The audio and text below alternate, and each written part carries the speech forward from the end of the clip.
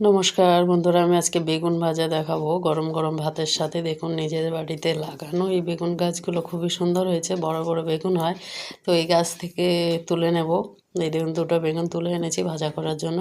বেগুনের প্রচণ্ড কাঁটা, তো কাঁটাগুলোকে ভালো করে সাবধানে কেটে আর এই ভিজিয়ে রেখেছি। ভিজালে বেগুনের এর থেকে একটা কষ বেরিয়ে যায়। কিছুক্ষণ ভিজিয়ে রেখেছিলাম, তারপর জলটা ভালো করে ঝরিয়ে দেখুন হলুদের গুঁড়ো, লবণের গুঁড়ো, লঙ্কার গুঁড়ো আর কালো মরিচের গুঁড়ো দিয়ে ম্যারিনেট করে রেখেছি। তারপর কড়াইতে তেল গরম করে আর বেগুনগুলো একসাথে দিয়ে, 4 ফালি বেগুন আগে দিয়েছি, তারপর আরেকটা বেগুন দিয়ে দেবো।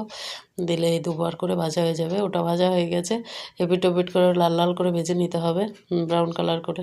তো এটা খেতে খুবই টেস্টি লাগে, ভালো লাগে। আপনারা বানিয়ে দেখবেন। এই দেখুন আরেকবার ভাজা করে নিয়েছি। দেখুন দেখতে কত সুন্দর হয়েছে বেগুন ভাজাটা।